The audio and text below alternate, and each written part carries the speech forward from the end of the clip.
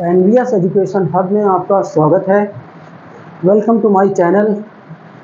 Today we are going to see class 10 science and chapter 10 that is light reflection and refraction. तो इस chapter को हम लोग अच्छे से स्टडी करेंगे इस वीडियो में, और आइए देखते हैं। ठीक है, तो देखिए पहले इस चैप्टर में सबसे पहले बात करते हैं। यहाँ पर देखिए हमारे पास हमें क्या क्या पढ़ना है इसमें। तो सबसे पहले तो ये देखिए कि क्या लाइट क्या है। तो व्हाट इज़ लाइट। तो लाइट का डिस्क्रिप्शन पहले हमें जानना चाहिए। तो light is a form of energy which help us to see the object. देखिए लाइट एनर्जी का वो फॉर्म है जो हमें देखने में हेल्प करती है, which give sensation of vision या साइट, और जो हमें देखने में हेल्प करती है। और एक खास बात और, light can not be seen. Light को हम देख नहीं सकते, सिर्फ लाइट हमें देखने में मदद करती है। तो लाइट हमें देखने में मदद करती है, हम लाइट को बिल्कुल भी नहीं देख सकते। ठीक है, we can not see the light. और लाइट के बारे में क्या है, when light falls an object and it reflect the light, and when the reflected light reaches our eyes then we see the object. जैसे कहते हैं कंसेप्ट ऑफ विजिबिलिटी। देखिए विजिबिलिटी में जैसे ये टच पेन हमें तभी दिखाई देगी जैसे इस पर पड़ने वाली लाइट रिफ्लेक्ट होकर के हमारी आंखों की रेटिना तक पहुंचेगी। इसीलिए कहते हैं कंडीशन ऑफ विजिबिलिटी के लिए आंख का होना जरूरी है, लाइट का होना जरूरी है, और उस ऑब्जेक्ट का होना जरूरी है जिस ऑब्जेक्ट को हमें देखना है। तो आंख होना चाहिए, लाइट होना चाहिए, उस ऑब्जेक्ट का होना चाहिए जिन्हें हमें देखना है, और लाइट का उस ऑब्जेक्ट से रिफ्लेक्ट होकर के हमारी आंखों तक पहुंचना भी जरूरी है। तो ये टेक्निक होता है। मतलब देखिए रिफ्लेक्शन की वजह से ही हमें कोई चीज़ दिखाई देती है। देखिए हमें कोई चीज़ सिर्फ दो वजह से दिखाई देती है। एक तो है रिफ्लेक्शन, और दूसरी चीज़ है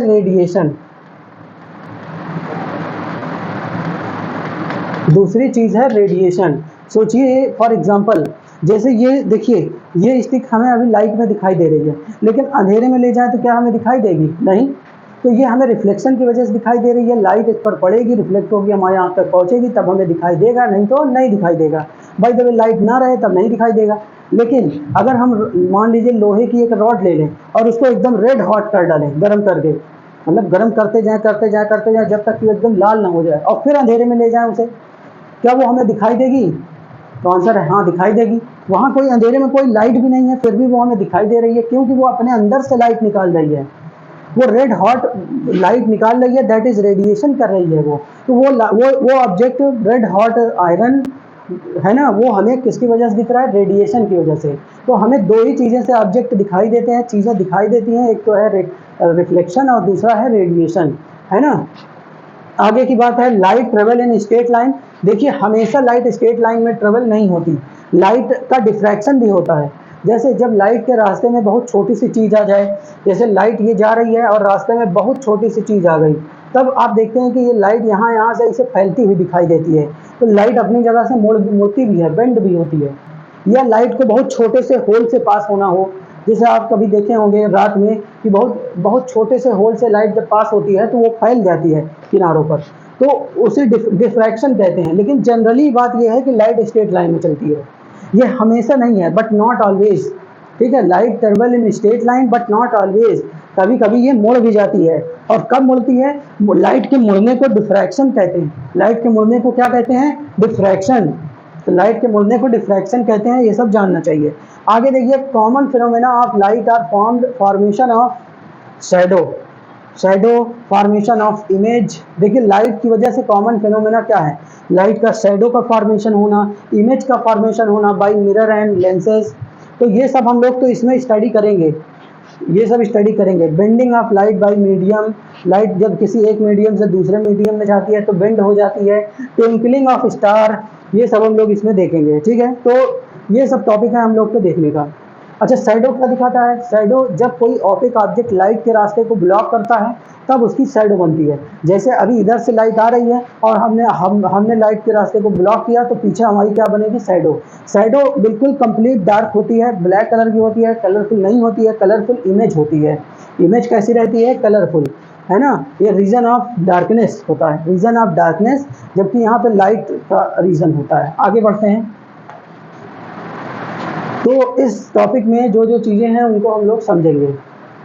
देखिए लाइट के रिफ्लेक्शन को लेकर के, अच्छा रिफ्लेक्शन जानते हैं क्या है? Bouncing back of light from a surface into same medium. अब रिफ्लेक्शन में क्या होता है, देखिए ये मिरर सरफेस है, ये एक मिरर है और यहाँ से ये लाइट बीम आ रही है इस टार्च से और जितने एंगल पे आई है उतने एंगल पे वापस लौट जा रही है। तो ये रिफ्लेक्शन को, ये फोटो क्या दिखा रहा है? रिफ्लेक्शन को दिखा रहा है और रिफ्लेक्शन में एंगल ऑफ इंसिडेंस इक्वल होता है एंगल ऑफ रिफ्लेक्शन। और ये देखो रिफ्रैक्शन को दिखा रहा है, जब एक ट्रांसपेरेंट ग्लास में पानी ले करके जब हम लोग एक पेंसिल डालते हैं या एक पेन डालते हैं या कोई भी एक कलरफुल स्टिक डालते हैं तो देखते हैं कि वो stick at the surface of water वो टूटी हुई दिखाई देती है। ऐसा दिखाई देता है कि ये पेंसिल पूरी एक अलग है और ये पेंसिल पूरी एक अलग है, हालांकि ऐसा कुछ तो है नहीं, है ना। वो दोनों पूरी पेंसिल अलग है, ये रिफ्रैक्शन की वजह से बेंड होती हुई लाइट दिखाई दे रही है, इसलिए वो पेंसिल हमें बेंड दिखाई दे रही है। फॉर्मेशन ऑफ रेनबो ये सब हम स्टडी करेंगे। डिस्पर्जन मतलब जिसमें वाइट लाइट प्रिज्म से पास होती है, 7 कलर में डिवाइड हो जाती है, इन सब चीज़ों को स्टडी करेंगे। देखिए अब मेन टॉपिक स्टार्टिंग से समझते हैं और देखते हैं। तो देखिए लाइट कितनी स्पीड से चलती है? 3 × 10⁸ मीटर पर सेकेंड या 3 lakh kilometre, 3 lakh kilometre per second, है ना। अब देखिए what is reflection of light? तो when light falls on a highly polished surface like a mirror most of light is sent back into the same medium and this process is called reflection of light. अब देखिए जैसा हम लोगों ने यहाँ लिख रखा है कि हाईली पॉलिश्ड सरफेस, जरूरी नहीं है हाईली पॉलिश्ड सरफेस। देखिए क्या होता है कि जैसे किसी भी सरफेस पे, कोई भी सरफेस हो, उस पर जब लाइट पड़ेगी तो कुछ लाइट क्या होगी, वो कुछ लाइट तो एब्जॉर्ब हो जाएगी, कुछ लाइट रिफ्लेक्ट होगी और कुछ लाइट बाहर निकल जाएगी, हो सकता है अगर ओपेक ऑब्जेक्ट नहीं है तो अगर मान लीजिए bye the way highly polished surface होगा तो ज़्यादातर लाइट क्या होगी, रिफ्लेक्ट हो जाएगी, बहुत कम ही लाइट एब्जॉर्ब होगी और वह अंदर कोई लाइट नहीं जाएगी, मतलब आर पार कोई लाइट नहीं निकलेगी, रिफ्रैक्शन किसी लाइट का नहीं होगा। फिलहाल रिफ्लेक्शन क्या है, एक शॉर्ट डेफिनेशन अगर इसकी लिखें तो ये क्या है? Bouncing back of light. क्या है ये?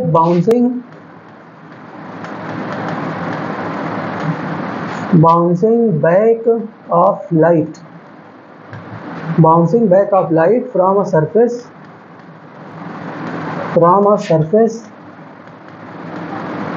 into same medium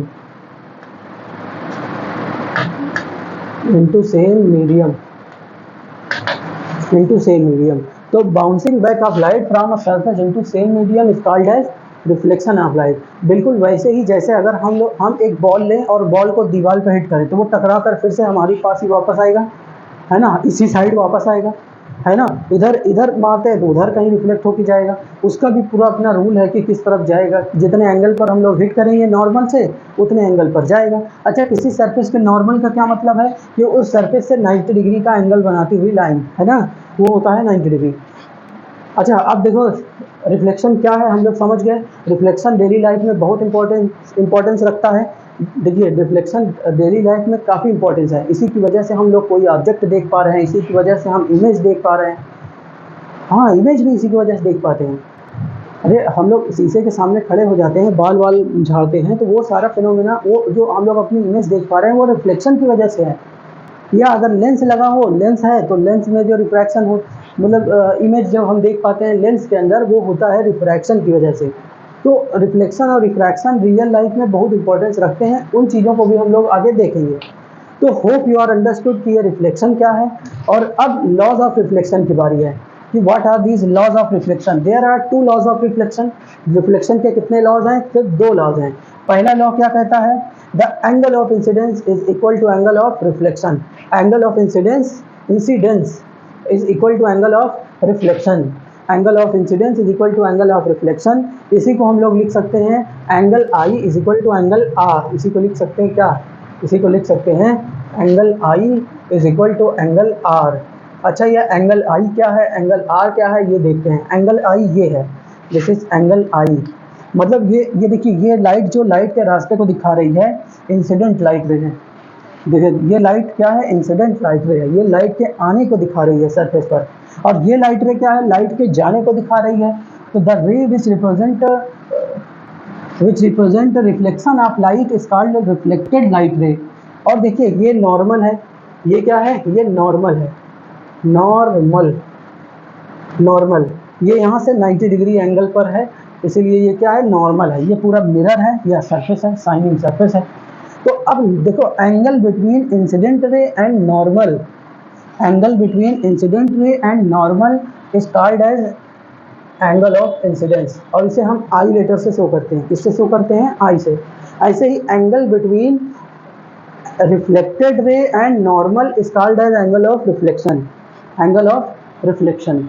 ठीक है, तो यहाँ जो इंपॉर्टेंट टर्म्स हैं वो भी हमें पता रहना चाहिए। जैसे एंगल फर्स्ट ला क्या कहता है, angle I is equal to angle R, angle I is equal to angle R. और इनसे रिलेटेड टर्म्स क्या हैं, एक तो इंसिडेंट रे है, इंसिडेंट रे, एक है रिफ्लेक्टेड रे,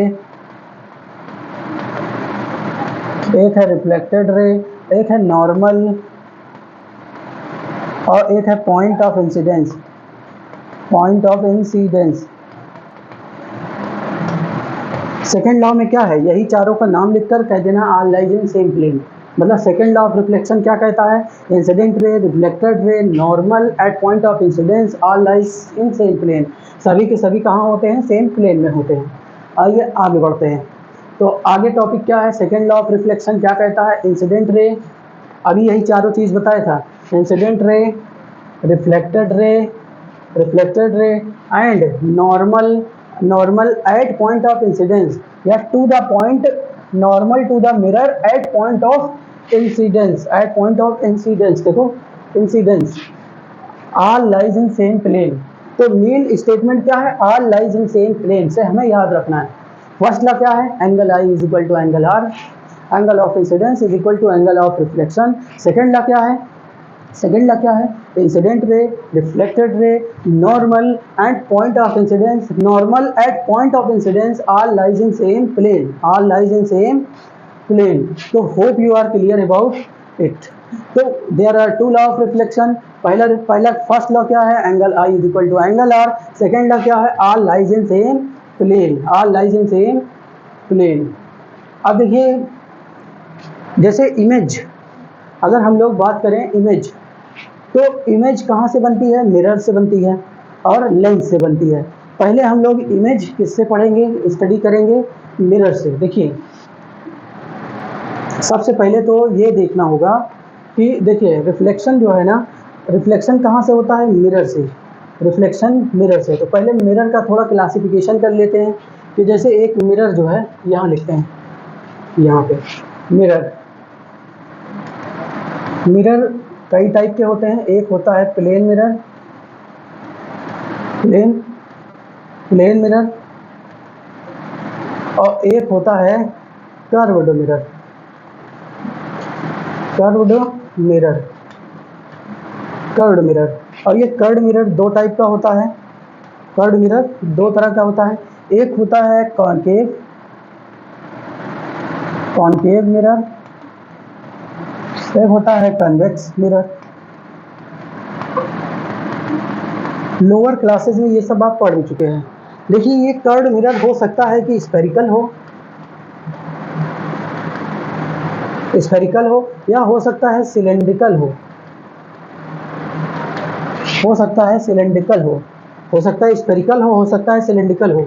बट मिरर जो है ना, मिरर कैसा होता है, देखो मिरर कैसे भी हो सकता है। एक तो है प्लेन मिरर, हाँ mirror whose reflecting surface is plane is called as plane mirror. A mirror whose reflecting surface is curved is called as curved mirror। अब कर्व्ड मिरर दो तरह का होता है, एक होता है कॉनकेव मिरर और एक होता है कन्वेक्स मिरर। कॉनकेव मिरर में क्या रहता है कि ये बेंड इन होता है, इसका रिफ्लेक्टिंग सरफेस कैसा होता है, बेंड इन, आर एस मतलब रिफ्लेक्टिंग सरफेस। इसका रिफ्लेक्टिंग सरफेस क्या होता है, बेंड इन, बेंड इन मतलब धसा हुआ रिफ्लेक्टिंग सरफेस। इसका रिफ्लेक्टिंग सरफेस कुछ इस तरह का रहता है, धसा हुआ। जबकि कन्वेक्स मिरर क्या होता है, इसका रिफ्लेक्टिंग सरफेस बल्गिंग होता है, बल्गिंग, बल्गिंग मतलब बेंड आउट भी इसी को कहते हैं, बेंड आउट। क्या कहते हैं इसी को, बेंड आउट। फॉर एग्जाम्पल इस मिरर को हम इस तरह बना सकते हैं, ये इस तरह होता है, यहाँ इसे पॉलिश्ड, नहीं ये नहीं, इसमें जरा सा चेंज है। देखिए ये होता है, ये इस तरह का बना रहता है ये, और इधर अंदर की तरफ पॉलिश्ड होता है। तो ये कॉनकेव कन्वेक्स मिरर हो गया, ये कॉनकेव हो गया। ठीक है, अब प्लेन मिरर से इमेज बनती है, देखो जितने भी मिरर हैं सबसे रिफ्लेक्शन होता है और इमेज बनती है। अब ये इमेज होता क्या है, क्या इमेज होता क्या है, what is this image? Image is an exact copy of an object. ये क्या होता है? Exact copy of an object. Exact copy of an object. Exact copy of an object, है ना। इमेज क्या होता है? Exact copy of an object. आगे बढ़ते हैं, तो इमेज हम लोगों ने समझ लिया, है ना। तो इमेज क्या होता है ये हम लोगों ने समझ लिया। अब देखो इमेज एग्जैक्ट कॉपी होता है ऑब्जेक्ट का। तो अगर हम लोग इमेज की बात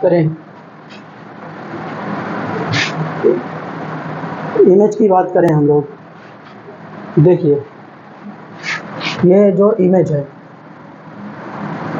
ये इमेज क्या होता है? एग्जैक्ट कॉपी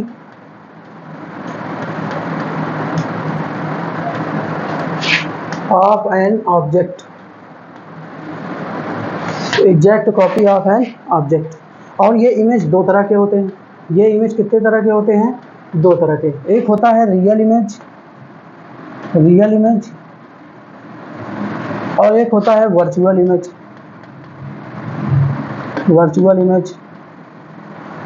रियल इमेज और वर्चुअल इमेज में कुछ डिफरेंसेस हैं, बेसिक डिफरेंसेस हैं, उन्हीं को हम लोग स्टडी करेंगे, डिस्कस करेंगे।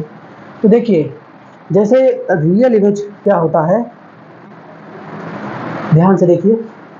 रियल इमेज को हम स्क्रीन पर ऑब्टेन कर सकते हैं, कैन बी ऑब्टेन्ड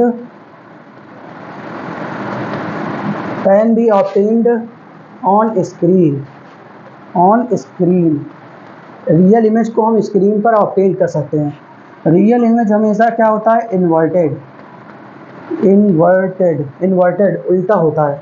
और रियल इमेज देखो एक्चुअल लाइट के एक्चुअल इंटरसेक्शन से बनता है, formed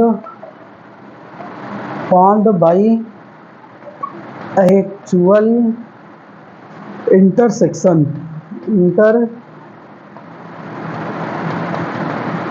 intersection of light rays के एक्चुअल इंटरसेक्शन की वजह से बनता है। तो ये लाइट के किसके? एक्चुअल इंटरसेक्शन की वजह से बनता है, ठीक है। जबकि इसका लिखते हैं, देखिए ये can not be formed on screen. इसे हम स्क्रीन पे बना नहीं सकते, स्क्रीन पे ऑब्टेन नहीं कर सकते। इसे हम स्क्रीन पे ऑब्टेन नहीं कर सकते। इसे हम जो है, और ये जो है ना, ये इमेज क्या होता है? रियल, ये इरेक्ट होता है। रियल इमेज कैसा रहता है? इरेक्टेड इमेज होता है। और ये जो है ना virtual, apparent intersection of formed by apparent intersection of light rays. Apparent intersection of light rays. तो ये लाइट रेज के अपरेंट इंटरसेक्शन की वजह से बनता है। ये इतना चीज़ हमें जानना चाहिए। अच्छा, ये एक्चुअल इंटरसेक्शन, अपरेंट इंटरसेक्शन क्या मतलब है? मतलब सीधा ये है, देखिए समझिए। जैसे ये मिरर है, बाय द वे ये पूरा सीन क्या है? ये पूरा बोर्ड क्या है? मिरर है। और ये हो गया ऑब्जेक्ट। तो इस ऑब्जेक्ट से बहुत सारी लाइट रेज निकल रही हैं। इस ऑब्जेक्ट से निकलने वाली लाइट रेज इस बोर्ड से रिफ्लेक्ट होने के बाद वापस कहीं मिलती हैं, वापस कहीं मिल जाती हैं।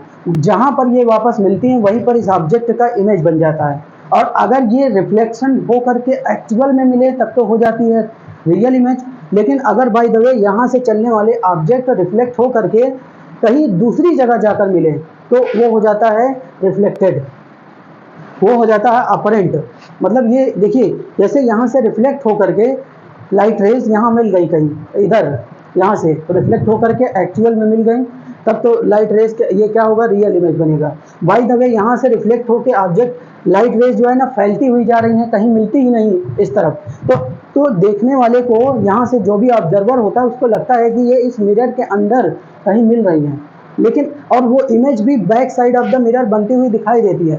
लेकिन अगर पीछे हम कोई स्क्रीन रख के देखें तो हमें कोई इमेज मिलेगी नहीं, है ना। तो ये सब है इस सीन में। ठीक, आगे बढ़ते हैं।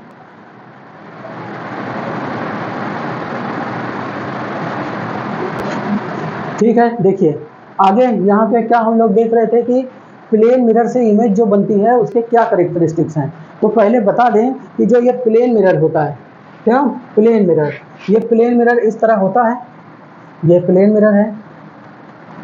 और इस प्लेन मिरर से जो ऑब्जेक्ट, बाय द वे मान लीजिए ये एक ऑब्जेक्ट है, तो प्लेन मिरर से जो ऑब्जेक्ट की इमेज बनती है इस प्लेन मिरर से, वो वर्चुअल इमेज बनती है। कैसी इमेज बनती है?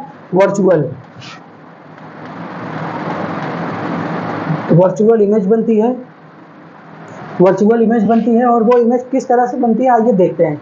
जैसे एक लाइट रे जो यहाँ से चल रही है, देखिए इसके हेड से डायरेक्ट यहाँ आई, तो इसको ये नॉर्मल आई है यहाँ से 90 डिग्री पर, तो जिस तरह से ये रिफ्लेक्ट होके आई है वैसे ही क्या होगी, वापस चली जाएगी। एक और लाइट रे, बाय द वे एक और लाइट रे जो ये ऐसे यहाँ आ रही है, तो ये लाइट रे क्या होगी, यहाँ से उतने ही एंगल पर क्या होगी, रिफ्लेक्ट हो जाएगी। और अब ये देखिए ये दोनों लाइट रे, एक ये जो लौट रही है और एक ये लाइट रे, कहीं मिलेंगी इस तरफ? नहीं मिलेंगी। एक्चुअल में तो इनका मिलना पॉसिबल ही नहीं है। तो क्या करेंगे, अगर मिरर के अंदर यहाँ बैठा इंसान अगर इसको देखेगा तो देखेगा कि अरे ये तो अंदर कहीं मिल रही है, ये तो अंदर कहीं पर मिल रही है। तो यहाँ पर उसका क्या हो गया, रियल वर्चुअल इमेज बन गया। यहाँ उसका वर्चुअल इमेज बन गया। यही स्ट्रक्चर होता है। इसी तरह से मतलब वर्चुअल इमेज बनती है। अब देखो प्लेन मिरर से जो वर्चुअल इमेज बनी है उसके कुछ कैरेक्टरिस्टिक्स होते हैं। क्या कैरेक्टरिस्टिक हैं? पहले तो ये वर्चुअल होती है, इमेज फॉर्म्ड क्या होती है, वर्चुअल, इरेक्टेड। देखो image formed is virtual, image formed is virtual, image formed is erect. Erect मतलब सीधा,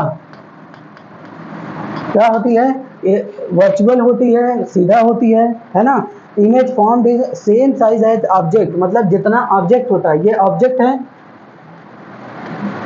और ये इमेज है, तो दोनों क्या होते हैं, सेम साइज के होते हैं। ये ऑब्जेक्ट और इमेज दोनों क्या होते हैं, सेम साइज के।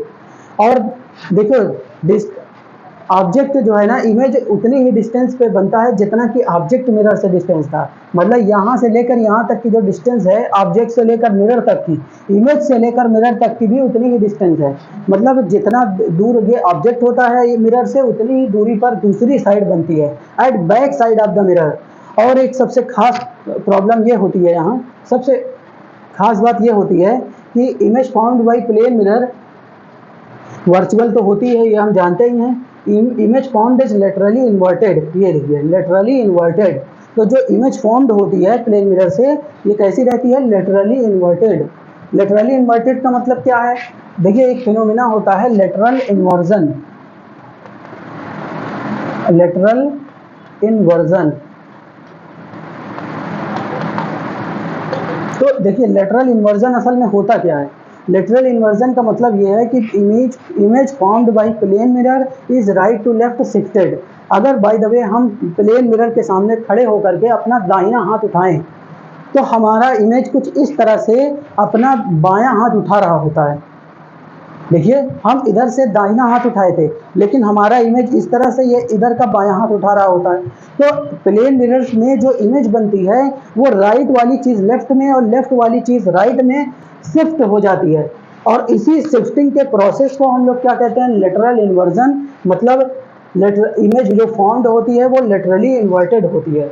तो देखिए प्लेन मिरर से जो इमेज बनता है उसके 6 कैरेक्टरिस्टिक्स हम लोग समझेंगे।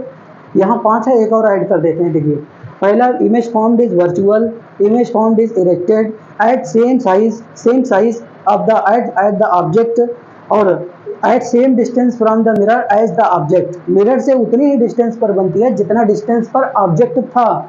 और image is back side of the mirror, image कहाँ बनती है, back side of the mirror, mirror के आगे न बन के कहाँ बनती है, पीछे बनती है। और 6th लास्ट पॉइंट क्या है, image formed by plane mirror is laterally inverted. और लेटरल इन्वर्जन क्या होता है ये तुम लोग समझ चुके हो। और पता है कि ये लेटरल इन्वर्जन की वजह से ही ऐसा रीजनिंग में भी कई सारे क्वेश्चन आते हैं लेटरली इन्वर्टेड करके। और देखिए एम्बुलेंस पर जो लेटर्स लिखे होते हैं वो लिटरली इन्वर्टेड लिखे होते हैं, ताकि आगे जाने वाला जब कोई अपने साइड मिरर में देखता है तो साइड मिरर में भी उसे सीधा पलट करके वो लिटरली इन्वर्टेड होता है। क्योंकि देखिए डबल लेटरल इन्वर्जन हो जाएगा तब तो वो क्या हो जाएगा, पूरी तरह से सीधा हो जाएगा, है ना, ये होता है। आगे बढ़ते हैं। ये देखिए लेटरल इन्वर्जन का एग्जांपल कि भाई ये वाली चीज़ जो है यहाँ चली जा रही है और ये वाली चीज़ यहाँ आ जा रही है ना, लेटरल इन्वर्जन हो जा रहा है। सेम चीज़ यही देखने में मिलती है। ठीक, आगे बढ़ते हैं। ये देखिए ये एक कैंडल है, इसी तरह का तो इमेज फॉर्मेशन हम दिखाना चाह रहे थे कि देखिए एक लाइट रे आई यहाँ, ये ऐसे रिफ्लेक्ट हो गई, एक लाइट और आई ये यहाँ ऐसे रिफ्लेक्ट हो गई, दोनों को जब पीछे मिलाए तो यहाँ मिलते हुए दिखाई दिए, तो इस कैंडल का इमेज यहाँ पर बन गया। देखिए ये सेम साइज़ का है, इसके सेम साइज़ का है और मिरर के पीछे है, उतनी ही डिस्टेंस पर है और back side of the mirror है, ये सीधा इमेज है ना, लिटरली इन्वर्टेड भी है। ओके, आगे स्फेरिकल मिरर। पता है स्फेरिकल मिरर दो तरह के हैं, इन्हें कर्व्ड मिरर की कैटेगरी में curved mirror, spherical mirror is the curved mirror which is a part of hollow sphere. Spherical mirror are of two type, they are concave mirror and convex mirror। ये सब हम लोग पहले discuss कर चुके हैं, है ना, इसको हम लोगों ने डिस्कस किया था। आइए आगे बढ़ते हैं। तो देखिए कॉन्केव मिरर, कॉन्केव मिरर क्या होता है, तो कॉन्केव मिरर क्या है, it is a spherical mirror whose reflecting surface is curved inward. Curved inward लिखें या इसी को हम लोग बेंड इन कहते हैं। क्या कहेंगे इसी को, bend in. A mirror whose reflecting surface, a mirror whose reflecting surface is bend in, bend in धंसा हुआ होता है। और यहीं पर देखो ये इस तरह का है मिरर, ये इस तरह इसको बना भी सकते हैं कि ऐसे यहाँ पे पॉलिश कर दिए, ये रिफ्लेक्टिंग सरफेस है, तो हुज रिफ्लेक्टिंग सरफेस क्या हो गया, बेंड इन। और ये मिरर क्या है कि देखिए अगर पैरेलल लाइट रेज आ जाएं, तो अगर पैरेलल लाइट रेज आएंगी तो इनको ये एक पॉइंट पर मिलाने का काम करेगा, इन सबको एक पॉइंट पर मिला देगा और उस जिस पॉइंट पर ये पैरेलल लाइट को मिलाता है उसे फोकस कहते हैं। क्या कहते हैं, फोकस। और इसीलिए क्योंकि ये पैरेलल लाइट रेज को मिलाने का काम करता है इसीलिए इसको कन्वर्जिंग मिरर कहते हैं, क्योंकि ये लाइट को मिलाता है, लाइट को एक जगह पर कंसंट्रेट करता है। ठीक है, तो लाइट को ये मिलाने का काम करता है, इसीलिए इसको कौन सा मिरर कहते हैं, कन्वर्जिंग मिरर। कौन सा मिरर कहते हैं, कन्वर्जिंग मिरर। ठीक है, तो ये कौन सा मिरर है, कन्वर्जिंग मिरर। आगे बढ़ते हैं। देखिए convex mirror, it is a spherical mirror whose reflecting surface is curved outward, curved outward या बेंड आउट, इसी को हम लोग क्या कह सकते हैं, बेंड आउट। बेंड आउट होता है या बल्गिंग होता है, क्या होता है, बल्गिंग, बल्गिंग होता है। और देखिए इसका डिस्क्रिप्शन देखते हैं कि भाई ये डाइवर्जिंग मिरर होता है, क्योंकि बहुत सारी पैरेलल लाइट रेज जो आती हैं उनको ये क्या करता है, इनको वो रिफ्लेक्ट करके फैला देता है। देखिए कॉन्केव मिरर क्या किया था, पैरेलल लाइट रेज को एक पॉइंट पे मिला दिया, लेकिन ये वाला मिरर क्या है, ये क्या कह रहा है कि ये पैरेलल लाइट रेज जो आ रही हैं उनको क्या कर रहा है, फैलाने का काम कर रहा है, उनको फैला दे रहा है ना, उनको डाइवर्ज कर दे रहा है, इसीलिए इसको डाइवर्जिंग मिरर कहते हैं। क्या कहते हैं इसे, डाइवर्जिंग मिरर, इसे डाइवर्जिंग मिरर कहते हैं। और देखिए जो ये डाइवर्जिंग रेज हैं जब इनको पीछे बैक ट्रेस किया जा रहा है तो ये एक पॉइंट पर मिलती हुई दिखाई दे रही हैं और इस पॉइंट को फोकस कहते हैं। क्या कहते हैं, फोकस। तो जो कॉन्केव मिरर होता है उसके पास जो है ना प्रिंसिपल फोकस होता है, रियल फोकस होता है ना, कॉन्केव के पास रियल फोकस होता है और कन्वेक्स मिरर के पास क्या होता है, वर्चुअल फोकस होता है, अपरेंट फोकस होता है, क्योंकि यहाँ लाइट एक्चुअल में यहाँ पे थोड़ी ना मिल रही है, ये जो पैरेलल लाइट रे यहाँ गई वो रिफ्लेक्ट हो करके रिफ्लेक्ट हो रही है, इस तरह से फैलती हुई जा रही है। यहाँ से कोई बंदा देखता है इसे तब उसे लगता है कि अरे ये तो यहाँ मिल रही है, इसलिए ये ऐसे सीन है यहाँ पे। ठीक है, आगे बढ़ते हैं। Term used in study of spherical mirror, some important terms in spherical mirror क्या है, सेंटर ऑफ कर्वेचर। सबसे पहला टर्म क्या है, सेंटर ऑफ कर्वेचर। तो देखिए सेंटर ऑफ कर्वेचर क्या होता है, is the centre of the sphere which mirror is suppose to be a part. देखिए इस पूरी सिचुएशन को तो अपने वर्ड्स में हम इसको एक्सप्लेन करते हैं। देखिए जो हमारा ये प्लेन मिरर है, ये कर्व्ड मिरर है, कॉन्केव मिरर है, ये इतना, यहाँ हम भी बना सकते हैं ऐसे, ये कॉनकेव मिरर है। अब ये मिरर किसी ना किसी स्फीयर का पार्ट है, तो centre of the sphere whose the mirror is suppose to be part, मतलब ये मिरर किसी ना किसी एक स्फीयर का क्या है, पार्ट है, और उसी स्फीयर के सेंटर को हम लोग क्या कहते हैं, सेंटर ऑफ कर्वेचर, क्या कहते हैं, सेंटर ऑफ कर्वेचर। ठीक है, तो hope you are clear about कि क्या सेंटर ऑफ कर्वेचर क्या है ना। और देखिए कुछ इंपॉर्टेंट पॉइंट एकदम शॉर्ट में, इसको यहाँ बहुत डिटेल में है, हम यहाँ शॉर्ट में करते हैं। देखिए हमारे पास दो तरह के मिरर हैं, उन दोनों को हम लोग बारी बारी से ले करके इनको स्टडी करते हैं। यहाँ से ये पार्ट कर लिया, और ये देखिए अब आगे बढ़ते हैं। देखिए हमारे पास एक मिरर है, ये कौन सा मिरर है ये, और एक मिरर ये है हमारे पास, और ये यहाँ इसमें ये इस तरह से है। ये हमारा कन्वेक्स मिरर है, कन्वेक्स मिरर, और ये हमारा कौन सा है, कॉनकेव मिरर। देखिए इनसे रिलेटेड जो इंपॉर्टेंट टर्म्स हैं उनको देखते हैं। देखिए सबसे पहला टर्म है पोल। क्या टर्म है, पोल। पोल पोल क्या होता है, pole is the geometrical centre of the mirror. ये क्या होता है, geometrical centre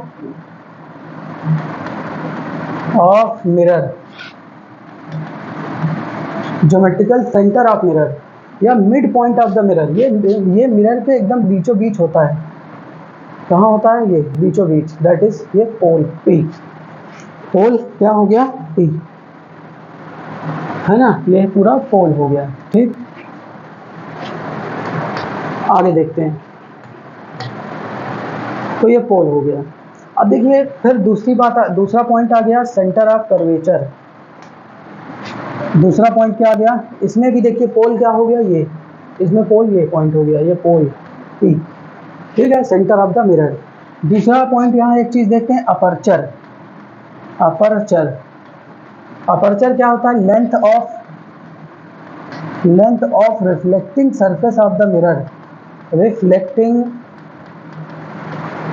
reflecting surface of mirror. ये क्या होता है, length of reflecting surface of mirror.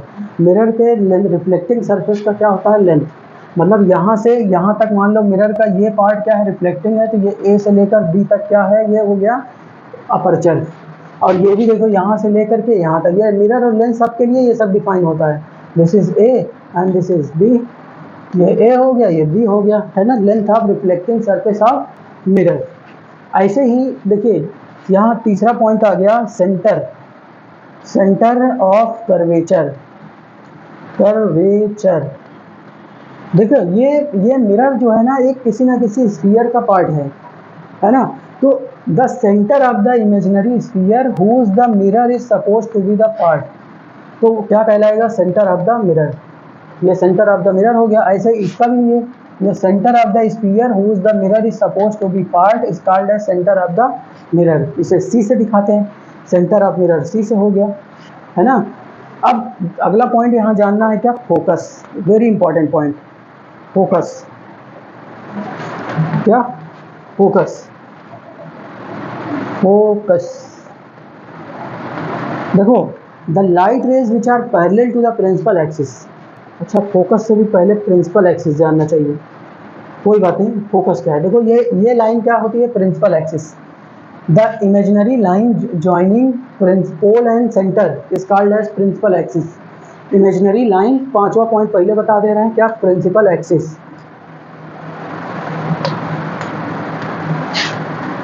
Principal axis,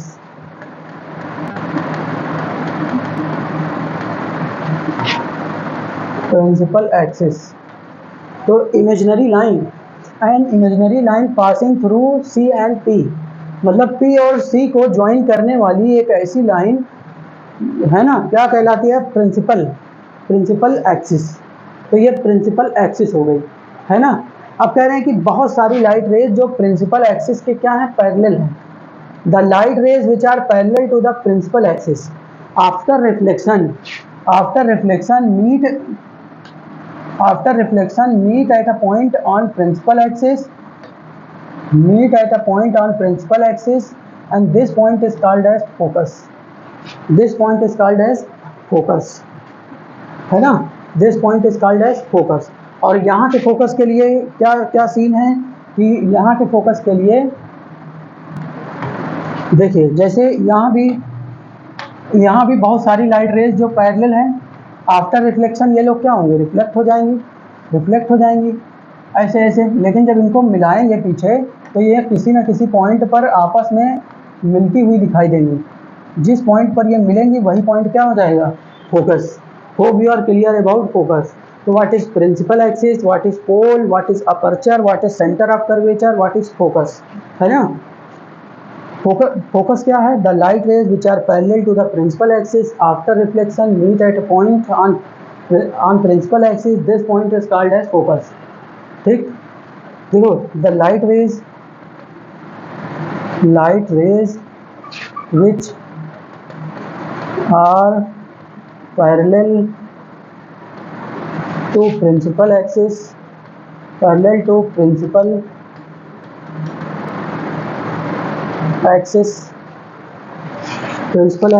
after reflection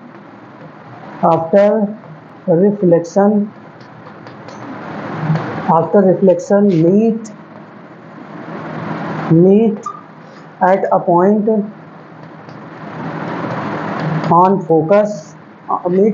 on principal axis,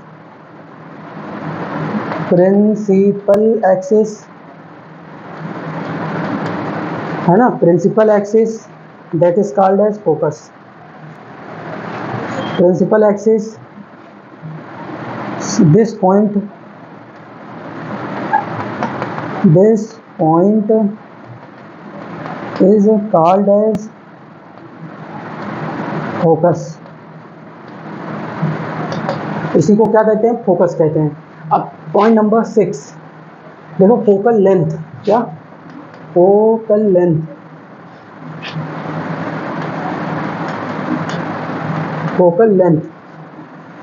तो जो फोकल लेंथ होता है वो क्या होता है? देखो, फोकल लेंथ को इसे f से दिखाते हैं और ये होता है डिस्टेंस बिटवीन, ये क्या होता है, फोकल लेंथ क्या होता है, डिस्टेंस बिटवीन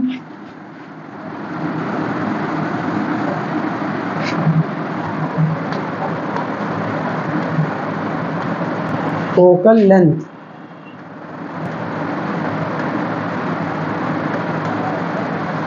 डिस्टेंस बिटवीन, इसे हम स्मॉल f से दिखाते हैं। ये क्या होता है, distance between focus and pole. Distance between focus and pole, किसके बीच के डिस्टेंस होता है, फोकस और पोल के बीच के डिस्टेंस को हम लोग क्या कहते हैं, फोकस। ऐसा ही होता है 7th पॉइंट, रेडियस ऑफ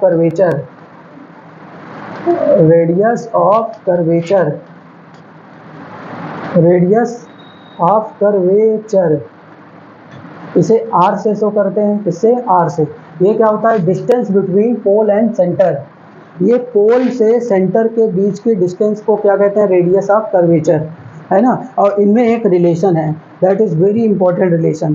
क्या है कि focal length is equal to radius of curvature by 2, या हम कह सकते हैं radius of curvature is equal to 2 into focus.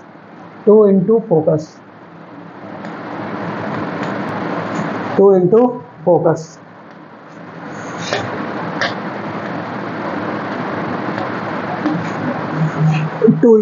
Focus, ठीक है? ये याद रहना चाहिए। आगे देखते हैं, फिलहाल के लिए ये अभी सब हटाते हैं यहाँ से। ये रिलेशन याद रहना चाहिए। यहाँ पे ये बोर्ड की कुछ प्रॉब्लम है, इसको सर्विस वालों को बुलाना पड़ेगा। R is equal to 2 into F. Okay, hope you are clear. तो ये है important terms related to curved mirror, related to convex mirror and concave mirror. ये हमें आना चाहिए। देखिए, पोल क्या है, जो वर्टिकल सेंटर या mid point of the mirror, ठीक है? Aperture, length of reflecting surface of mirror. अगर यही मान लीजिए अपर्चर की बात लेंस में होता तो क्या कहते हैं, length of reflecting surface of lens is called as aperture.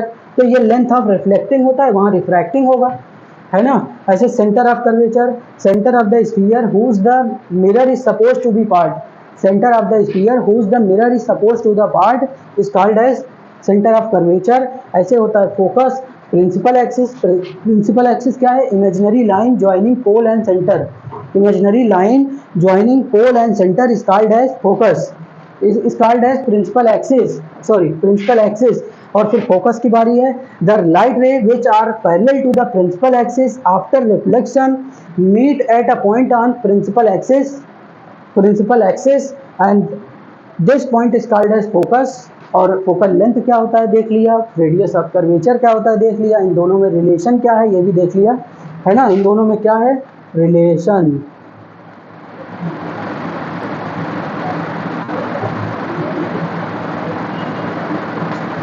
इन दोनों में क्या है? रिलेशन, ठीक है, ये भी देख लिया। आगे बढ़ते हैं। तो ये important terms related to plane mirror clear हो गया है। ओके,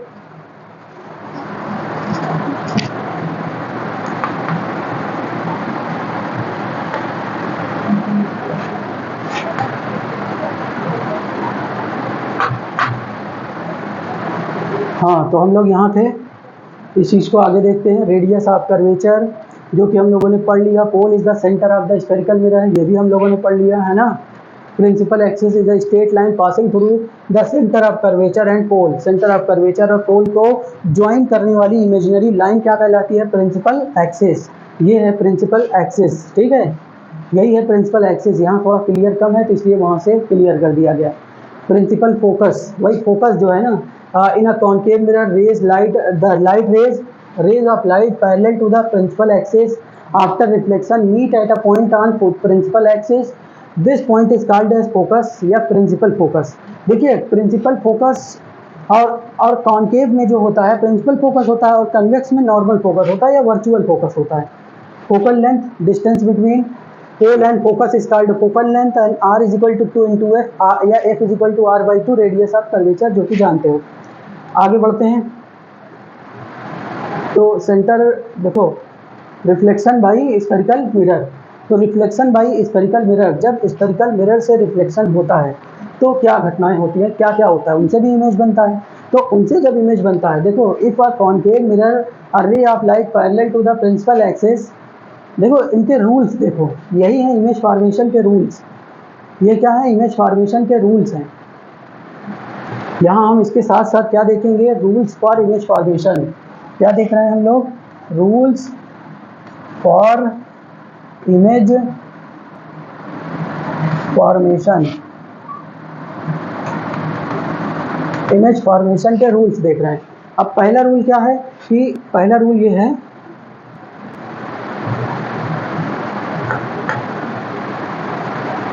देखिए फर्स्ट रूल क्या है? The light ray which is parallel to the principal axis after reflection कहाँ से जाएगी? फोकस से। तो जो लाइट रे प्रिंसिपल एक्सिस के पैरेलल आ रही है, रिफ्लेक्शन के बाद कहाँ से जाएगी? फोकस से। पैरेलल लाइट रे आ रही है तो ऐसे जा रही है, लग रहा है कि ये फोकस से जा रही है, ठीक है। दूसरा क्या है कि अगर कोई लाइट रे आ रही है फोकस से तो वो इस तरह से रिफ्लेक्ट होगी कि लग रहा है कि पैरेलल जा रही है प्रिंसिपल एक्सिस के। मतलब देखिए प्रिंसिपल एक्सिस के पैरेलल आ रही है तो फोकस से जाएगी, फोकस से आ रही है तो पैरेलल जाएगी, है ना। ये सेम रूल है। देखो अगर ये पैरेलल फोकस से आ रही है लाइट रे तो आफ्टर रिफ्लेक्शन क्या हो गई? पैरेलल। ऐसा यहाँ भी है, देखो पैरेलल लाइट रे आ रही है, आफ्टर रिफ्लेक्शन क्या हो गई? फोकस से जा रही है, इस तरह जा रही है, लग रहा है फोकस से जा रही है। तीसरा, अगर कोई लाइट रे सेंटर ऑफ कर्वेचर से आ रही है, अगर कोई लाइट रे सेंटर ऑफ कर्वेचर से आ रही है तो समझिए कि ये लाइट रे जैसे आई है वैसे ही वापस चली जाएगी। मतलब अगर लाइट रे ऐसे आई है तो इसी तरह से ये वापस भी चली जाएगी सेंटर ऑफ कर्वेचर से। देखिए ये सेंटर ऑफ कर्वेचर पे डायरेक्टेड आ रही है, यहाँ तक नहीं पहुँची है लाइट रे, यहीं से ये क्या होगी? Reflect back. तो सेंटर ऑफ कर्वेचर से आएगी तो जैसे आई है वैसे ही वापस चली जाएगी। आगे बढ़ते हैं। फोर्थ रूल, फोर्थ पॉइंट क्या है? अगर पोल पर कुछ एंगल पर इंसिडेंट हुई है तो जितने एंगल पर इंसिडेंट हुई है उतने ही एंगल पर क्या होगी? रिफ्लेक्ट होगी। जैसे देखिए ये पोल है, पोल पर ये एक एंगल आई पर आई है तो उसी एंगल आई पर इसे वापस भी जाना चाहिए, क्योंकि ये दोनों एंगल इक्वल होते हैं। तो आई एंगल पर आई है तो आई एंगल पर वापस भी जाएगी। है ना। जैसे ये आई एंगल पर, आर एंगल पर आया तो आर पे ही वापस जाएगा, मतलब जितने एंगल पर ये इंसिडेंट हुई है उतने एंगल पर इसे वापस भी ले जाना होगा। तो मतलब यहाँ इमेज फॉर्मेशन के ये 4 रूल हैं, इन्हीं की मदद से हम लोग रे डायग्राम बनाएंगे। पहला रूल क्या है कि the light ray which is parallel to the principal axis कहाँ से जाएगी, रिफ्लेक्शन होने के बाद फोकस से।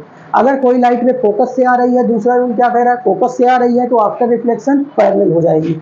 और बाय द वे अगर सेंटर ऑफ कर्वेचर से आ रही है तो रिफ्लेक्शन के बाद वहीं से जाएगी ज्यों का त्यों, मतलब जैसे का तैसा वैसे ही जाएगी, कोई उसमें वो नहीं रहेगा। और फोर्थ रूल क्या है, अगर पोल पर कुछ एंगल पर आई है तो उतने ही एंगल पर रिफ्लेक्ट हो जाना है पोल से ही।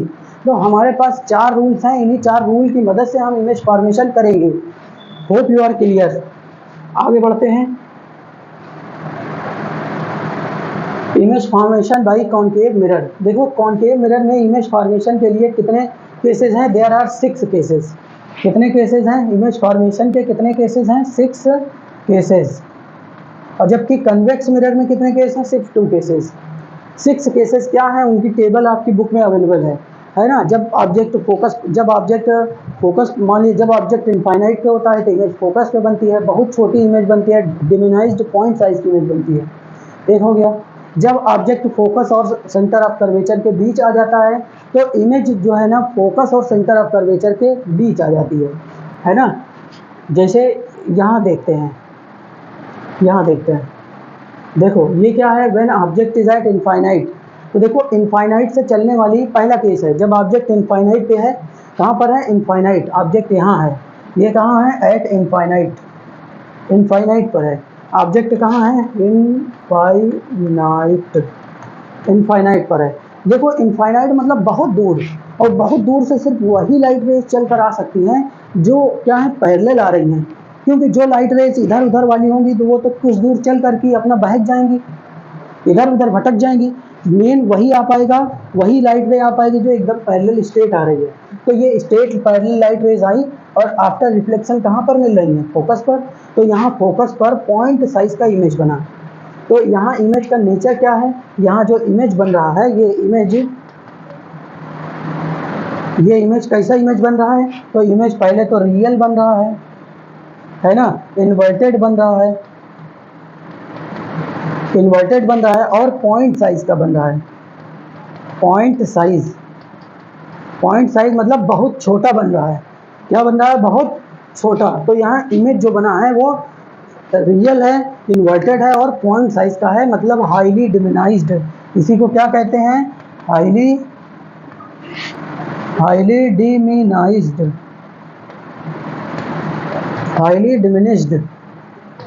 डिमिनिश्ड। ओके, आगे बढ़ते हैं। सेकेंड चीज, when the object is beyond C. Beyond C का मतलब क्या है, ये देखिए, ये इतना पॉइंट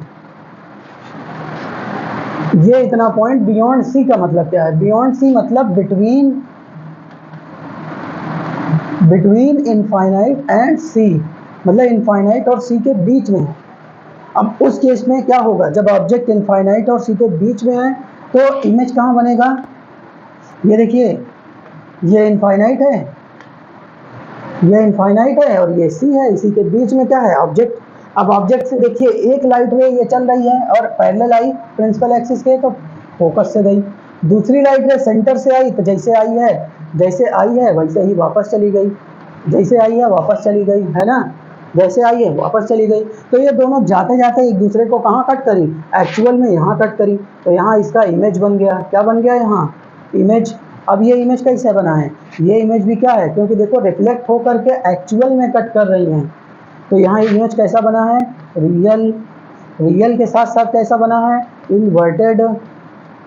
रियल के साथ क्या बना है, इन्वर्टेड में भी डिमिनाइज्ड बना है, डिमिनिश्ड मतलब स्मॉल इन साइज। देखो ये कितना बड़ा है और ये कितना बड़ा है, तो इससे इमेज क्या है, छोटा बना है। आगे बढ़ते हैं, यह सेकंड केस था। अब थर्ड केस में आते हैं। अब ऑब्जेक्ट कहाँ पहुँच गया है, सेंटर ऑफ कर्वेचर पे। तो सेंटर ऑफ कर्वेचर पर खास बात यह है कि ये वही पोजीशन है जहाँ इमेज क्या बनता है, सेम साइज का। मतलब सेम साइज का इमेज सिर्फ 2 ही जगह बनता है, या तो प्लेन मिरर में बनता है वर्चुअल और सेम साइज का, या फिर ये इमेज बनता है ये कॉन्केव मिरर में जब ऑब्जेक्ट सेंटर पर होता है, ऑब्जेक्ट कहाँ होता है, सेंटर पे, when the object is at centre, तब ये इमेज बनता है। देखिए ये ऑब्जेक्ट कहाँ है अभी, एट सेंटर, एट सी, तो इमेज कहाँ बन रहा है, तो इमेज भी इसका कहाँ बन रहा है, एट सी, इमेज भी इसका कहाँ बना है, एट सी, एट सी पर इसका इमेज भी बना है। अब इस इमेज का भी नेचर क्या है, सेम नेचर है, एक तो ये रियल है, इन्वर्टेड है, इन्वर्टेड इन्वर्टेड है और सेम साइज की है, अभी डिमिनिश्ड नहीं है ना मैग्नीफाइड है, बल्कि क्या है, सेम साइज की है, सेम साइज की, सेम साइज की है। तो hope you are clear about this कि जब यहाँ पर रहेगा, अब ऑब्जेक्ट कहाँ खिसकेगा, सी और एफ के बीच में, तो इमेज कहाँ पहुँच जाएगा, सी और इनफाइनाइट के बीच में। यहाँ एक और फिनोमिना है ऑप्टिकल इन्वर्जन, है ना, अभी उसको भी बताएंगे, पहले ये पूरे 6 इमेज केसेस पूरा हो जाए। ये अभी हम लोग का कौन सा पॉइंट था, थर्ड पॉइंट। अब फोर्थ पॉइंट क्या है कि when object is between C and F, अब ऑब्जेक्ट यहाँ है, ऑब्जेक्ट कहाँ है, ये देखिए फोर्थ केस क्या है, जब ऑब्जेक्ट, ये ऑब्जेक्ट है, ये ऑब्जेक्ट कहाँ है, सी और एफ के बीच में, सी और एफ के बीच में ऑब्जेक्ट है, और इमेज कहाँ बना है, सी और इनफाइनाइट के बीच में, इमेज कहाँ पर बना है, सी और इनफाइनाइट के बीच में। This is fourth case.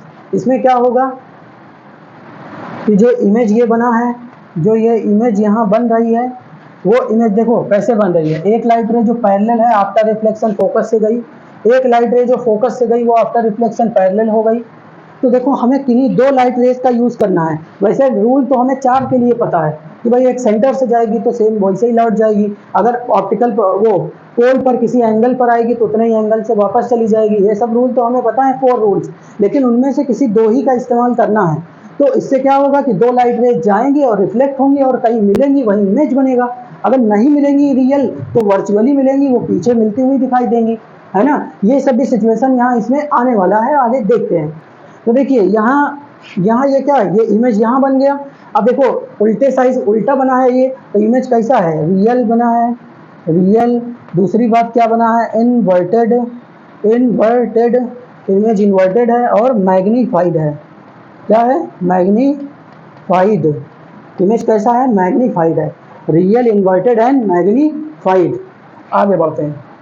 Fifth case में क्या है, जब ऑब्जेक्ट कहाँ पहुँच गया, फोकस पे, तो इमेज कहाँ बन रहा है, देखो इमेज कहाँ बन रहा है, ये लाइट रेज कहीं मिल रही हैं, नहीं, इसका मतलब ये ऐसे जाती हुई ये लाइट रेज इस तरह से आगे बढ़ती हुई कहाँ मिलेंगी, एट इनफाइनाइट, एट इनफाइनाइट, ये लाइट रेज कहाँ मिलेंगी, इनफाइनाइट, तो इमेज कहाँ बनेगा, इनफाइनाइट पे, कहाँ बनेगा, इनफाइनाइट। और इनफाइनाइट पे जब इमेज बनेगा तो वो कैसा रहेगा, उसका नेचर क्या है, रियल, इन्वर्टेड, और highly magnified, highly magnified, highly magnified, समझ गए। तो कहने का मतलब ये है कि जब ऑब्जेक्ट पोल पर होता है, ऑब्जेक्ट कहाँ है, ये ऑब्जेक्ट अभी इस जगह है कहाँ, पोल पर, तो जब ऑब्जेक्ट पोल पर होता है तो इमेज कहाँ बनेगा, इनफाइनाइट पे। देखो अब ऑप्टिकल इन्वर्जन का प्रिंसिपल देखो, जब ऑब्जेक्ट कहाँ था, पोल पे, तो इमेज कहाँ बना था, फोकस पे। अब ऑब्जेक्ट फोकस पे है तो इमेज कहाँ बन रहा है, इनफाइनाइट पे, तो दोनों आपस में रिलेटेड हैं। देखो जब ऑब्जेक्ट एफ और सी के बीच में था तब इमेज कहाँ बना था, सी और इनफाइनाइट के बीच में, लेकिन जब ऑब्जेक्ट इनफाइनाइट और सी के बीच में था तब इमेज कहाँ बन रहा था, सी और एफ के बीच में। जब ऑब्जेक्ट यहाँ था तो इमेज यहीं बन रहा था, मान लो इमेज यहाँ है तो ऑब्जेक्ट भी यहीं बनेगा, सेंटर पे। तो ऑप्टिकल इन्वर्जन का प्रिंसिपल भी इसमें लागू होता है, मतलब अगर कहीं इमेज बन रहा है और हम उसे देख पा रहे हैं तो जाहिर सी बात है वो पोजीशन पर अगर ऑब्जेक्ट रख दिया जाए तो हम जहाँ पर है वहाँ इमेज बनने लगेगा, ये चीज़ होता है। This works. आगे बढ़ते हैं तो दिस इज फिफ्थ केस। तो 5 केस हुआ। पहला केस क्या था, जब ऑब्जेक्ट इनफाइनाइट था तो इमेज कहाँ बना, फोकस पे। दूसरा, जब ऑब्जेक्ट बियॉन्ड सी मतलब सी इनफाइनाइट के बीच में, तो इमेज कहाँ बना, एफ और सी के बीच में। तीसरे पॉइंट, जहाँ जब ऑब्जेक्ट कहाँ पर आ गया, सी पर, तो इमेज भी सी पर बना। चौथा पॉइंट, जब सी और एफ के बीच में ऑब्जेक्ट आ गया तो इमेज कहाँ बना, इमेज सी और इनफाइनाइट के बीच में बना। और जब ऑब्जेक्ट फोकस पे आ गया तो इमेज कहाँ बन गया, इनफाइनाइट पर। आगे बढ़ते हैं तो देखो आगे सीन क्या है कि सिक्स्थ केस। अभी तक जितने 5 केस देखे थे वो सब क्या थे, रियल इमेज के। अब ये 5वां केस क्या है, वर्चुअल, जब object is very close to the image. अभी इस केस में ऑब्जेक्ट मिरर के बहुत क्लोज आ गया है। देखो ऑब्जेक्ट फोकस और पोल के बीचों बीच में आ गया है, मतलब ये बहुत पास आ गया है। अब देखो इससे एक लाइट में ऐसे पैरेलल निकली, तो आफ्टर रिफ्लेक्शन ये कहाँ से गई, फोकस से। ऐसे इससे एक लाइट रे इस तरह से गई कि लग रहा है कि ये सेंटर से आ रही है, तो जैसे गई थी ये लाइट रे वैसे ही क्या हो गई, जैसे ये लाइट रे गई थी वैसे ही ये क्या हो गई, वापस निकल आई। यहाँ ये लाइट रे पैरेलल गई तो फोकस से वापस गई। अब ये लाइट रे को देख कर क्या लगता है कि क्या कहीं मिलेगी, ये नहीं मिलेगी। लेकिन यहाँ पर बैठा इंसान जब उसको देखता है, यहाँ पर बैठा कोई है ना, ये यहाँ पर बैठा कोई देखता है तो ये क्या देखेगा, पीछे बढ़ाने पर ये यहाँ कहीं मिल रही है ना, बैक ट्रेस करने पर ये मिल रही है, तो यहाँ पर इमेज बना। तो इस केस में जो इमेज है, इस केस में जो इमेज है वो कैसी बनी है, तो इमेज यहाँ पर बनी है, पहली बात तो वर्चुअल बनी है, वर्चुअल इरेक्ट, और वर्चुअल इमेज हमेशा इरेक्ट होती है, इरेक्ट बनी है, और मैग्नीफाइड। और मिरर के केस में एक बात ये हमेशा याद रखो, रियल इमेज सेम साइड बनती है और ये बैक साइड बनी है। कहाँ बनी है, बैक साइड। मतलब रियल इमेज क्या होती है, सेम साइड बनती है। देखो mirror, for mirror, for mirror अगर रियल इमेज होगी, रियल इमेज, तो ये सेम साइड बनेगी, सेम साइड, मतलब जिधर ऑब्जेक्ट रहेगा उधर बनेगी। अगर यही वर्चुअल इमेज रहेगी, वर्चुअल इमेज, तो अगर वर्चुअल रहेगी तो ये अपोजिट साइड बनेगी, अपोजिट साइड। कहाँ बनेगी, अपोजिट साइड। तो वर्चुअल इमेज कहाँ बनेगी, opposite side. Hope you are clear, okay, याद रखना चाहिए ये सब। और पता है ये यही वाला जो पोजीशन है ना, ये मतलब मैग्नीफाई करके दिखाता है, और इसी का यूज करते हैं हम लोग कई सारी चीज़ों को बनाने में। आगे बढ़ते हैं, image formed bye convex mirror. तो कन्वेक्स मिरर में इमेज फॉर्मेशन के सिर्फ कितने केस हैं, देयर आर 2 केसेस, सिर्फ 2 केसेस हैं। पहला केस क्या है, जब ऑब्जेक्ट इनफाइनाइट में होता है। दूसरा केस है जब ऑब्जेक्ट इनफाइनाइट और मिरर के बीच में होता है। पहला केस क्या है, जब ऑब्जेक्ट इनफाइनाइट में होता है, तो आइए देखते हैं। देखिए यहाँ 2 केसेस हैं। पहला केस क्या है, जब ऑब्जेक्ट कहाँ पर है, एट इनफाइनाइट। ये ऑब्जेक्ट कहाँ है, एट इनफाइनाइट। तो लाइट कैसे आएंगी, इससे पैरेलल लाइट रेज आएंगी। ये पैरेलल लाइट रेज देखिए इस तरह से यहाँ आई और यहाँ पैरेलल लाइट आई, और यहाँ से ये क्या हो गई, रिफ्लेक्ट हुई, यहाँ से ये लाइट रिफ्लेक्ट हुई। अब ये दोनों जो रिफ्लेक्टेड लाइट रेज हैं कहीं मिलेगी नहीं, लेकिन बैक ट्रेस करने पर क्या हुआ, यहाँ हमें इमेज इसका मिल जाता है, वो भी कहाँ, at focus, at F, at focus इसका इमेज मिलता है। तो ये back side of the mirror बनी है, तो इसका मतलब ये क्या है, ये वर्चुअल इमेज है। यहाँ इमेज बन रही है इसकी, और इमेज बन रही है कैसी, ये वर्चुअल है, वर्चुअल है, इरेक्ट है, वर्चुअल इरेक्ट, और वर्चुअल इरेक्ट और हाईली डिमिनाइज्ड।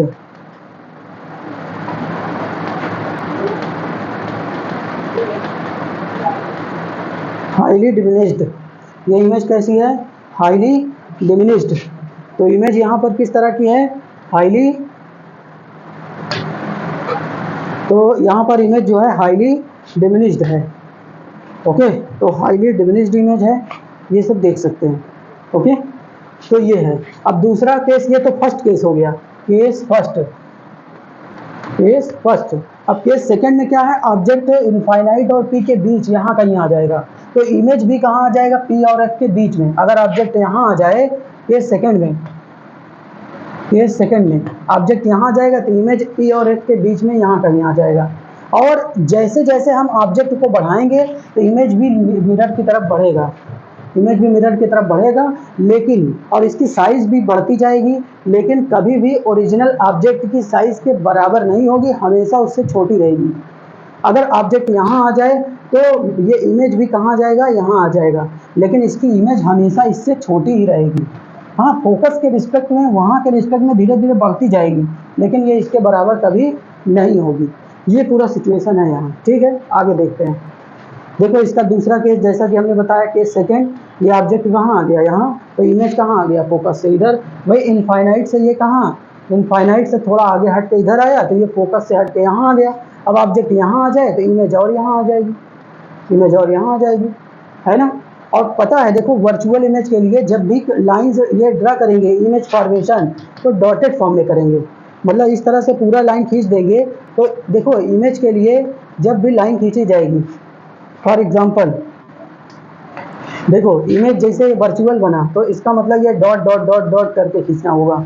अगर यही रियल इमेज का है तब पूरा फुल खींचो, कोई दिक्कत नहीं है, ठीक है। तो इमेज फॉर्मेशन में इमेज का डायग्राम जब भी बनाएंगे तो वर्चुअल इमेज होगी तो प्लीज डॉटेड रखना, और बैक ट्रेस वाली सारी लाइन डॉटेड रहेंगी, और बाकी इधर की पूरा तो एकदम पूरा फिनिश, चाहे जैसे करें, कोई दिक्कत नहीं है। तो होप यू आर क्लियर कि हमने इमेज फॉर्मेशन का जितना भी केस था वो सब हम लोगों ने स्टडी कर लिया। आगे बढ़ते हैं, uses of spherical mirror. Spherical mirror में सबसे पहले कॉन्केव मिरर का यूजेस देखते हैं। कहाँ कहाँ होता है कॉन्केव मिरर का यूज, तो देखो कॉन्केव मिरर का यूज जो है ना टॉर्च में होता है। कहाँ होता है, टॉर्च में, used as reflector, used as reflector in torch light, torch में होता है, सर्च लाइट में होता है, हेड लाइट में होता है ना, हेड लाइट, इन सबके रिफ्लेक्टर में यूज्ड एज रिफ्लेक्टर। तो कहाँ किसमें होता है, यूज्ड एज रिफ्लेक्टर। पहला पॉइंट लिखते हैं, यूज्ड एज रिफ्लेक्टर, रिफ्लेक्टर है ना पहले point. They are used in as shaving mirror, किसकी तरह यूज होता है, सेविंग मिरर। देखो जब इंसान खुद से सेविंग करता है तो उसको प्लेन मिरर, छोटा सा प्लेन मिरर बहुत सारी चीज़ों को क्लियर नहीं दिखा पाता, एक छोटे छोटे बाल दिखा नहीं पाता। जबकि कॉन्केव मिरर जब आगे देखो एकदम आगे रखते हैं ऑब्जेक्ट को, तो मैग्नीफाइड और सीधा इमेज बनता है, जिसे हम लोग क्लियरली देख लेते हैं। एक छोटा सा छोटा हेयर यहाँ दिख जाता है तो आसानी से सेविंग कर सकते हैं। इसीलिए इस मिरर का यूज को मेकअप मैन से लोग भी करते हैं, इसे मेकअप मैन मिरर भी कहते हैं, मेकअप मैन मिरर, मिरर इसे डेंटिस्ट मिरर भी कहते हैं।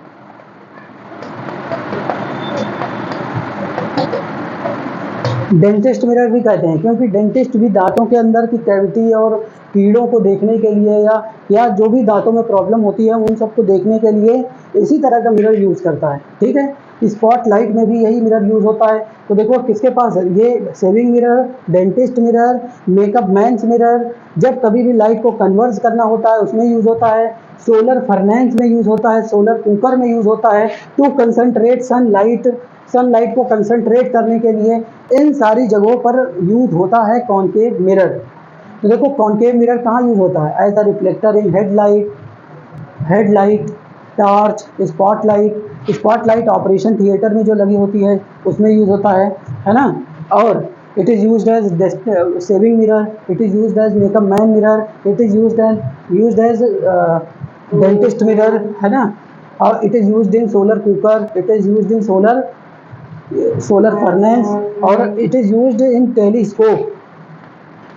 किसमें यूज होता है, टेलीस्कोप में भी यूज होता है। और इसके अलावा इसका यूज माइक्रोस्कोप में भी होता है। माइक्रोस्कोप जिन लोगों ने चलाया है या देखा है तो आप लोगों ने देखा होगा नीचे जहाँ लेंस से फोकस करते हैं तो वहाँ लाइट को फोकस करने के लिए कॉन्केव मिरर भी यूज होता है। और इसी कॉन्केव मिरर से जहाँ पर हम लोग स्लाइड रखे हुए होते हैं वहाँ पे लाइट फोकस करते हैं। तो ये सब यूजेस हैं। तो भी और क्लियर कि इतने सारे यूजेस तुमको याद रहेंगे और क्लियर रहेंगे। आगे बढ़ते हैं, देखो डेंटिस्ट मिरर, ये सब फिगर्स हैं यहाँ पे। अब है convex mirror, uses of convex mirror. तो देखो कन्वेक्स मिरर कहाँ यूज होता है, पहला as a reflector in street light.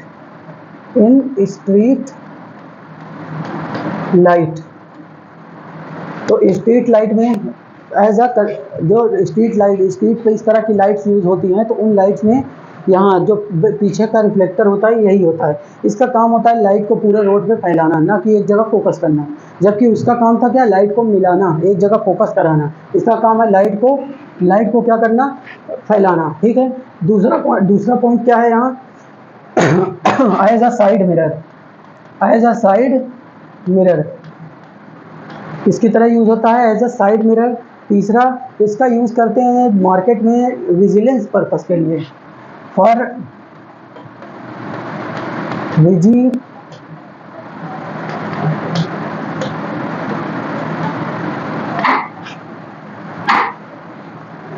Vigilance purpose.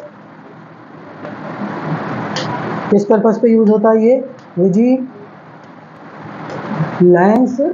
Purpose.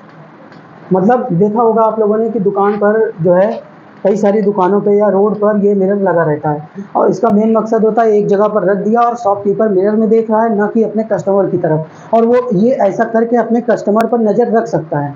ऐसा करके वो अपने कस्टमर पे क्या करता है? नज़र रखता है। वैसे डायरेक्ट उनको देखता रहेगा तो बहुत सारे लोग ऐसे भी हैं, बुरा मान जाएंगे, कहेंगे कि ये तो हमें डायरेक्ट देखते रहते हैं।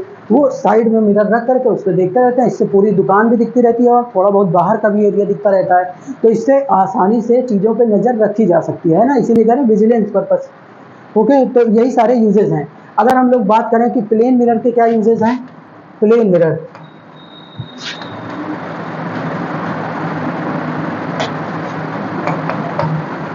तो देखो plane mirror,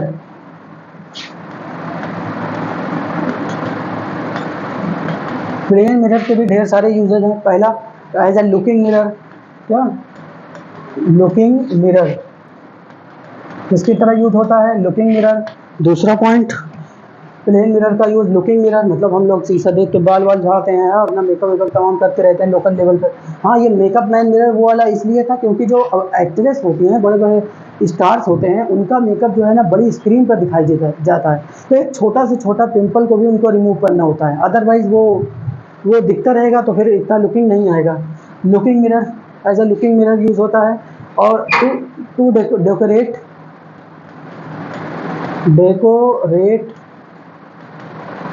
shops,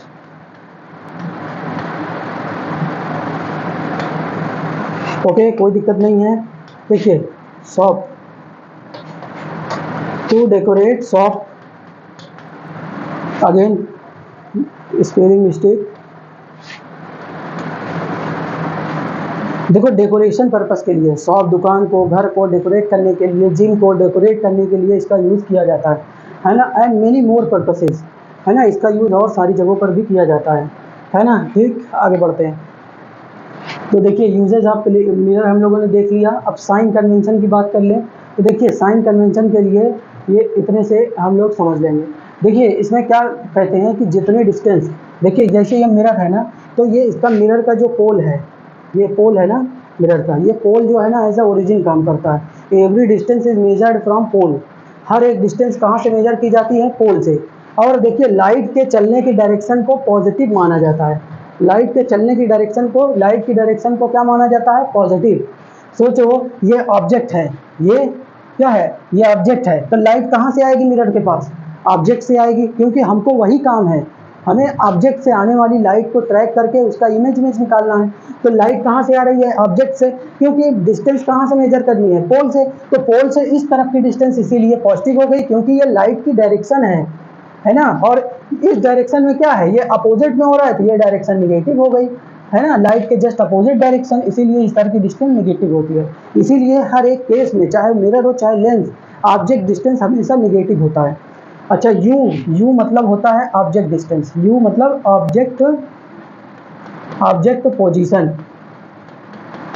object position हमेशा निगेटिव होता है, और इमेज बदलता रहता है, कभी इधर है इमेज तब तो निगेटिव हो गया, इधर है तब तो पॉजिटिव हो गया, है ना। इधर डिस्टेंस मेजर की जाएंगी जितना, वो सब क्या होगी? पॉजिटिव। अब देखो, ऊपर की डिस्टेंस क्या हो गई? सारी पॉजिटिव, ऊपर की डिस्टेंस हो गई पॉजिटिव इधर की, और इधर की डिस्टेंस क्या हो गई?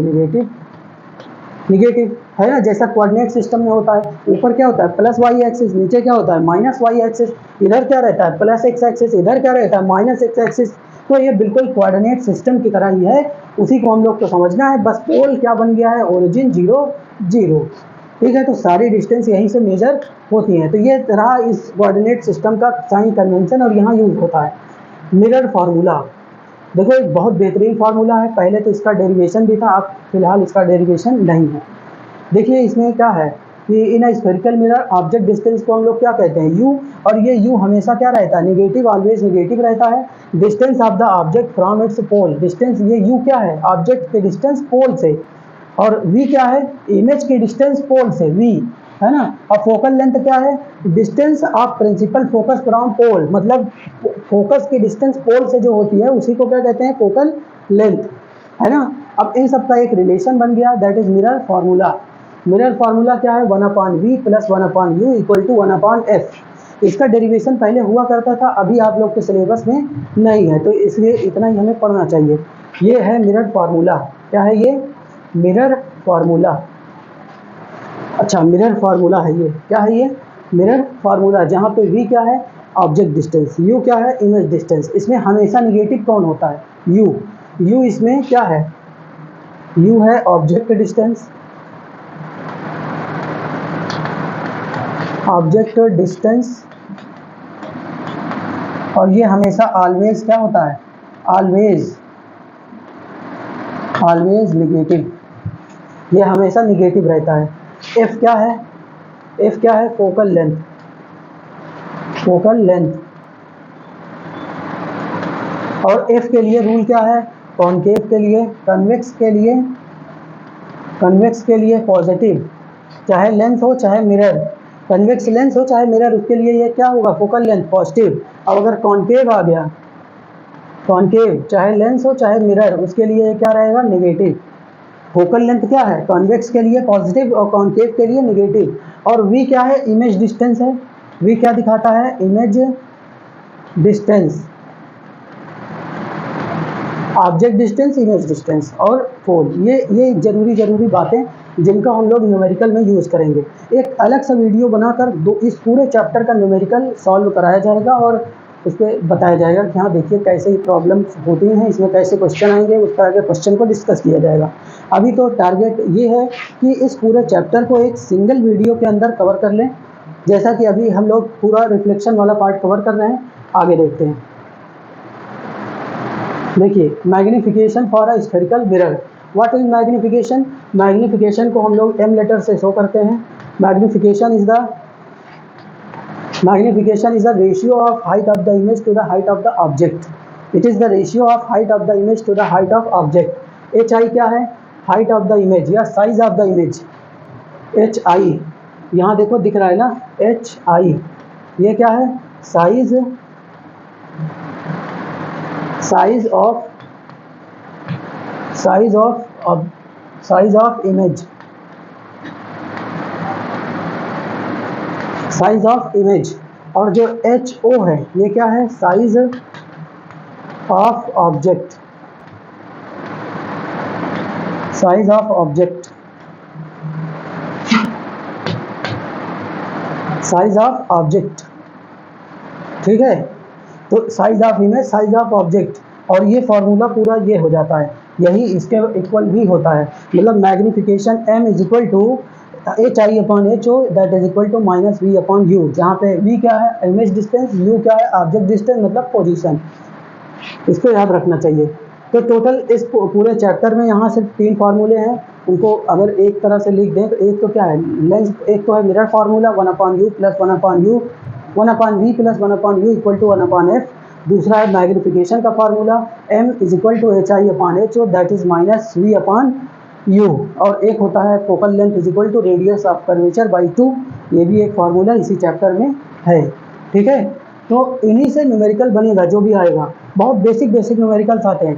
कई बार तो पूछा जाता है कि फोकल लेंथ 32 सेंटीमीटर है, कह रहे रेडियस ऑफ कर्वेचर कितना होगा। एक मिरर है, एक कॉनकेव मिरर है जिसकी फोकल लेंथ है 12 सेंटीमीटर, कह रहे हैं उसका रेडियस ऑफ कर्वेचर बताइए। तो फोकल लेंथ का जस्ट डबल कर देंगे, रेडियस ऑफ कर्वेचर आ जाएगा, या रेडियस ऑफ कर्वेचर दिया है, फोकल लेंथ आ जाएगा। और इनके भी क्वेश्चन काफ़ी आसान है, उनके लिए भी एक अलग से क्लास की ज़रूरत है, ठीक है। Height of the object is taken as positive, और हाइट ऑफ द इमेज कभी निगेटिव भी होती है अगर रियल इमेज। देखो जैसे hi के लिए क्या रूल है, जो हमारा hi है, hi ये क्या है, हाइट ऑफ द इमेज या साइज ऑफ द इमेज। ये रियल इमेज के लिए क्या होती है, रियल इमेज के लिए निगेटिव है, क्या है, रियल इमेज के लिए निगेटिव। और वर्चुअल के लिए क्या है, वर्चुअल इमेज के लिए पॉजिटिव है, वर्चुअल इमेज के लिए पॉजिटिव है, मतलब साइज ऑफ द इमेज ये वर्चुअल इमेज के लिए क्या होगा पॉजिटिव, रियल के लिए क्या होगा नेगेटिव। और क्या यहाँ दे रखा है, देखो it is taken as negative for real image and positive for virtual image. Sign of magnification, अब पहले देखो यहाँ दोनों बातें हैं, इन्हीं दोनों को यहाँ क्लियर लिखते हैं। जैसे अगर मैग्निफिकेशन एम क्या है, मैग्निफिकेशन एम क्या है, मैग्निफिकेशन मैग्निफिकेशन, अब कह रहे हैं एम की वैल्यू जो होती है, अगर एम पॉजिटिव आ रहा है, एम अगर पॉजिटिव है तो ये क्या दिखा रहा है कि ये वर्चुअल इमेज है। ऑलवेज ऑलवेज बात है ये सब, क्या हमेशा। और अगर एम निगेटिव है तो ये दिखा रहा है कि ये रियल इमेज है। और पता है वर्चुअल इमेज के लिए जो एच आई होता है वो पॉजिटिव होता है ना, और ये एच आई इसके लिए क्या होता है, निगेटिव होता है। ये भी हम लोग अभी अभी पढ़े थे। ओके, तो ये इतना पार्ट है रिफ्रैक्शन ऑफ लाइट। अगला पार्ट क्या होना चाहिए, reflection of light, refraction of light. तो लाइट का देखते हैं आगे, चलिए।